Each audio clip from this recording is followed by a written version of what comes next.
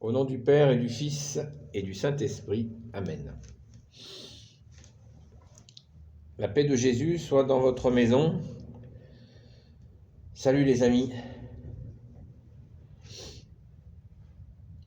Je vous fais un bonjour du Saint-Pilon. Sainte Marie Madeleine, fidèle amie de Jésus, toi l'apôtre des apôtres, conduis-nous vers Yeshua. Sainte Marie Madeleine, fidèle amie de Jésus. Eh bien, j'en profite pour faire une action de grâce. Merci Jésus pour la liberté retrouvée. En toi, nous n'avons jamais quitté notre liberté, bien entendu. Merci Jésus. Cette liberté de déplacement, même si elle est toujours conditionnée, eh bien Jésus, merci. Merci Jésus d'être avec nous quoi qu'il arrive. Alléluia, alléluia, alléluia. J'espère que vous allez bien les amis, que votre confiance grandit en Jésus. Merci bien-aimé Jésus. Merci Marie, Reine des cieux, merci Saint Joseph et merci à notre sainte patronne, Sainte Marie-Madeleine. Alléluia. Eh bien, il n'y a pas grand monde au Saint-Pilon. Il y a surtout du vent. Mais il ne fait pas si froid que ça. Ça va. Alléluia. J'espère que vous allez bien.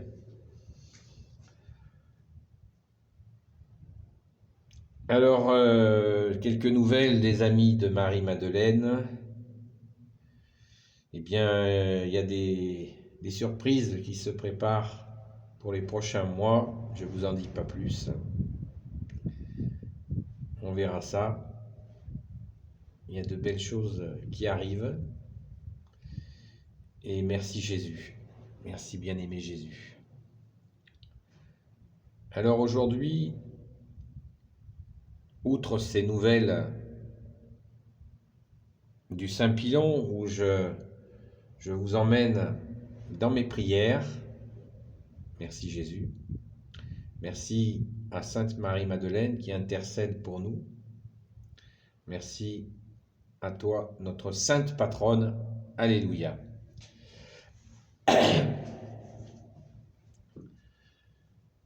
Des nouvelles de ce bel endroit.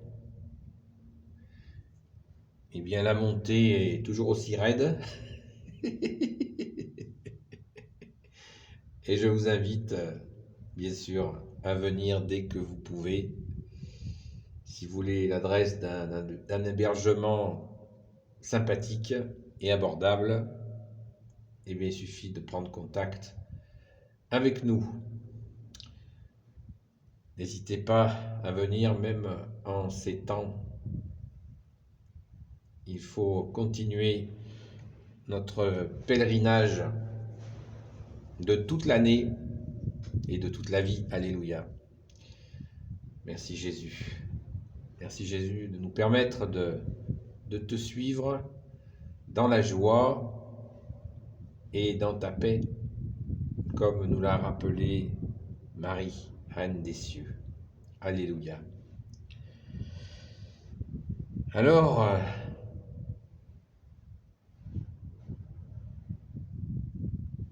je vais vous parler de quelque chose de particulier. Aujourd'hui, je voudrais vous parler de la contrition, le regret de nos fautes.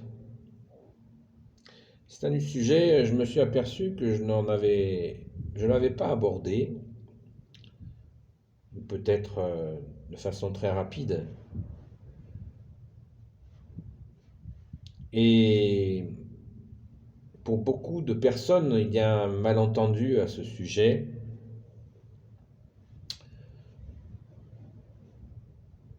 Le pardon de nos fautes est pourtant essentiel, essence du ciel, par la grâce de Jésus qui nous pardonne. Pourquoi est-ce si important d'aller en confession avec un prêtre, un curé catholique, pour nous confesser? Certains, et j'en ai encore entendu un récemment insister lourdement là-dessus, disant que tout nous était permis puisque nous pouvons demander pardon et avoir le pardon. Alors, c'est de la provocation, bien sûr. Mais c'est important de le dire. C'est important de l'expliquer pour ceux qui cherchent à comprendre, en toute bonne foi, bien sûr.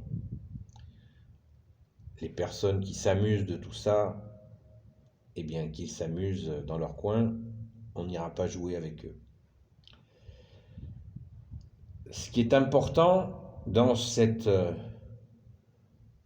compréhension du pardon, c'est bien celle que Jésus nous aime tant qu'il nous permet de chuter. Il sait très bien, puisqu'il est Dieu qui s'est fait homme, il sait très bien, il a vu, de ses yeux vus, ici même, sur terre, il y a 2000 ans, il a vu la condition du pécheur. Lui-même n'a pas péché puisqu'il est Dieu. Mais il a vu les pécheurs peiner et il est venu apporter sa miséricorde, son pardon, le pardon des péchés. Rappelez-vous que quand Jésus faisait un miracle, il disait « va et ne pêche plus ». Donc c'était vraiment une façon, c'est une façon que nous devons méditer. Car les épreuves, nos péchés nous mènent à des épreuves. Ce qui tente à prouver que les épreuves ne viennent pas de Dieu, mais nous nous les infligeons nous-mêmes, par nos fautes. D'où l'importance de demander pardon et d'aller faire une véritable confession auprès d'un prêtre avec qui nous nous sentons à l'aise pour déposer aux pieds de Jésus nos erreurs. Car la confession est un rendez-vous avant tout avec Jésus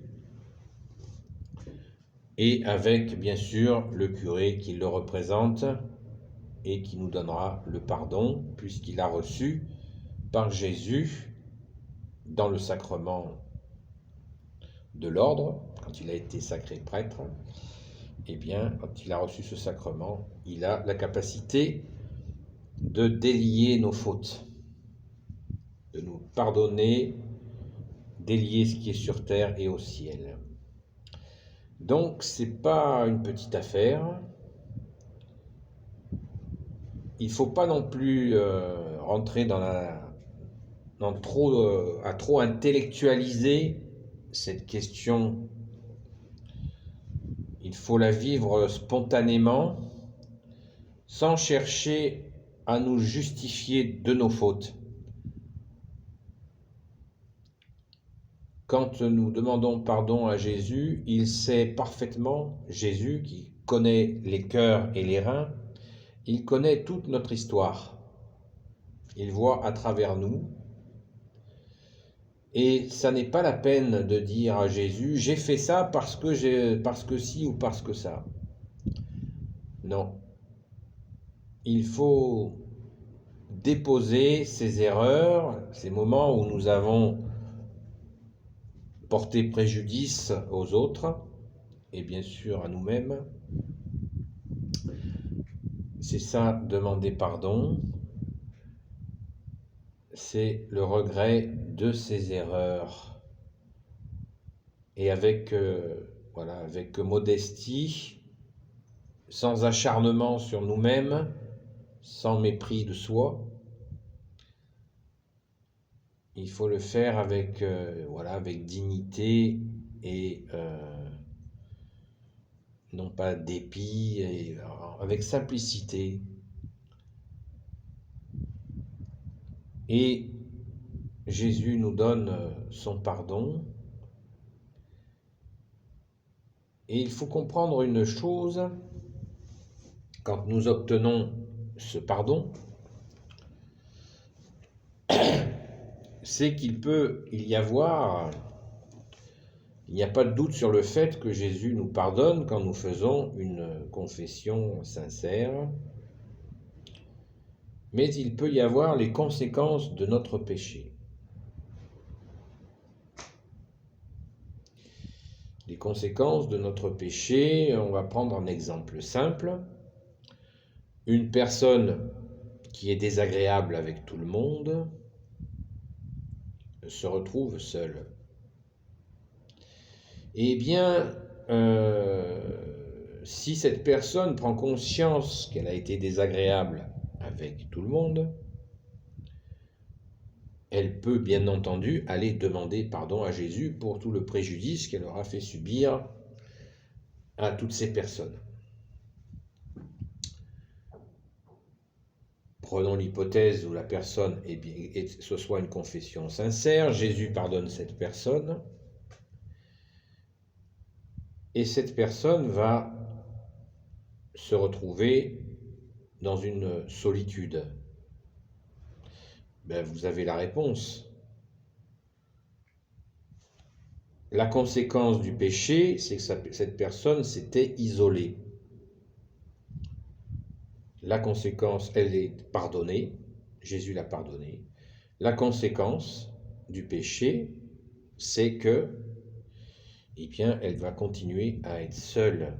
Sauf, et c'est là où il faut toujours garder un espoir, sauf si cette personne, dans son regret de ses fautes, et peut-être dans cette prise de conscience qu'elle était insupportable, qu'elle n'était pas aimable, comme le dit dans le bon français, quelqu'un qui n'est pas aimable, difficile à aimer, sauf si cette personne va peut-être essayer de trouver, de rencontrer des gens en se donnant un peu en se bousculant pour le faire, et bien sûr en faisant attention de ne pas retomber dans le travers d'avant.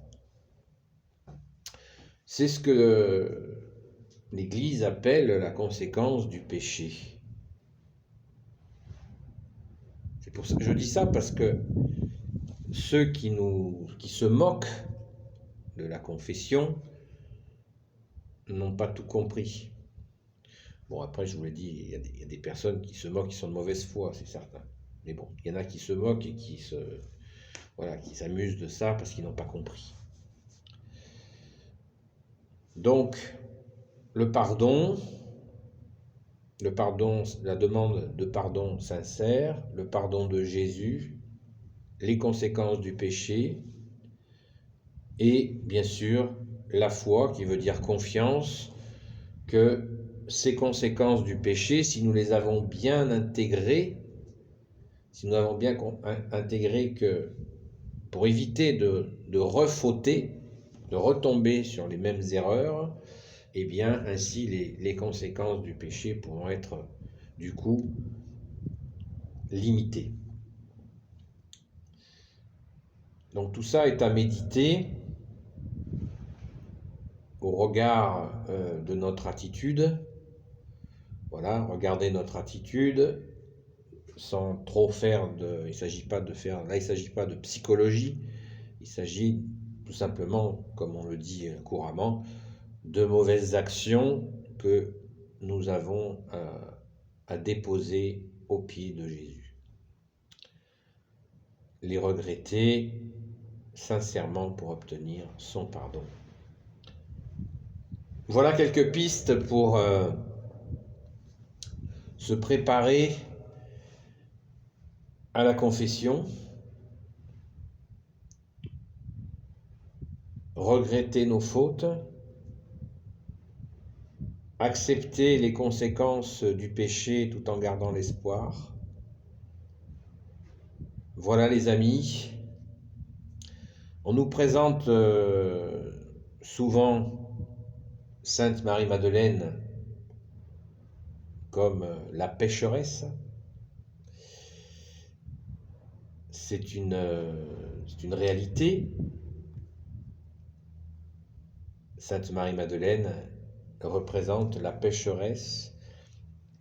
Il ne faut pas oublier la suite, qui a été pardonnée.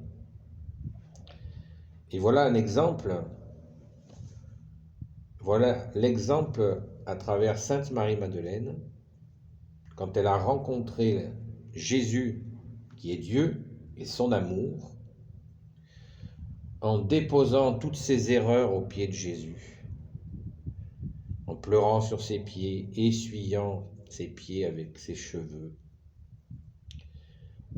Elle a été puissamment pardonnée,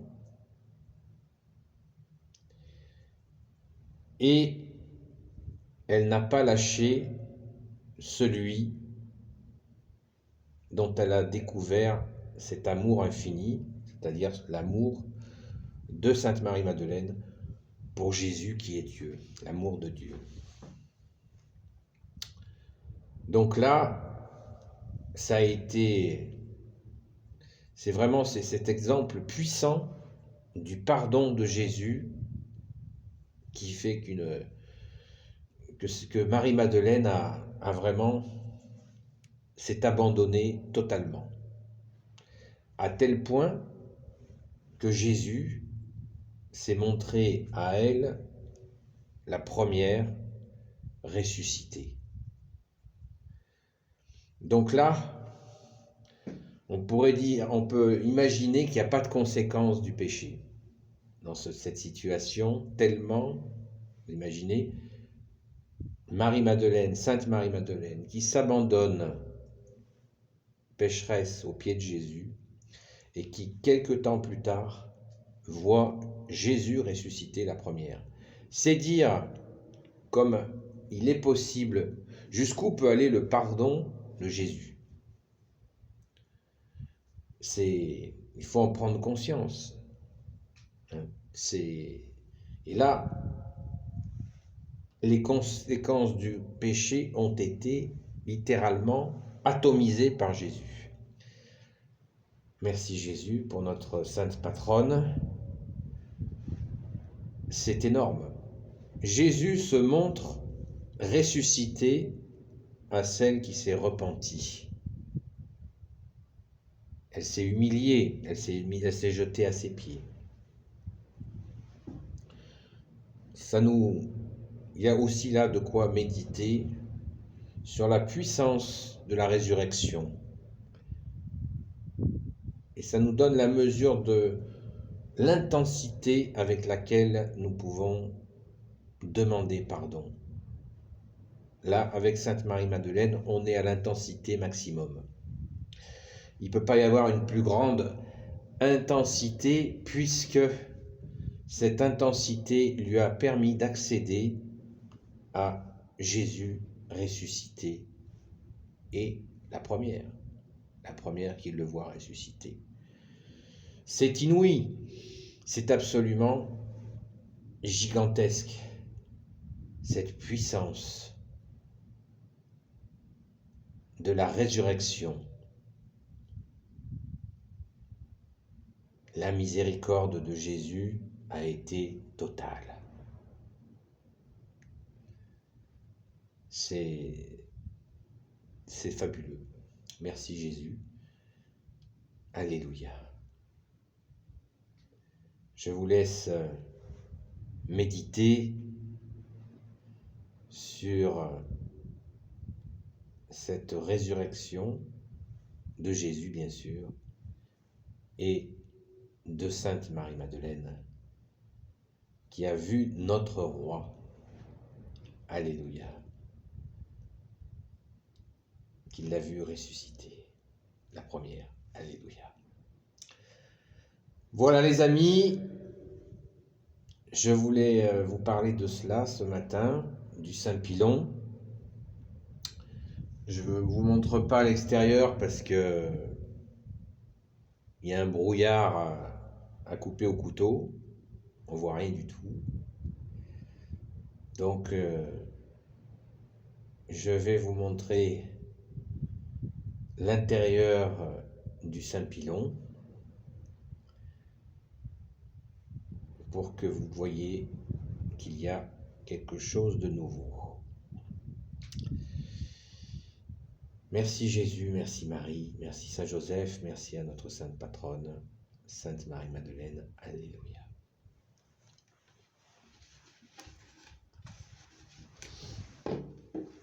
Alors, Sainte Marie-Madeleine, fidèle amie de Jésus, toi l'apôtre des apôtres, conduis-nous vers Yeshua. Sainte Marie-Madeleine, fidèle amie de Jésus.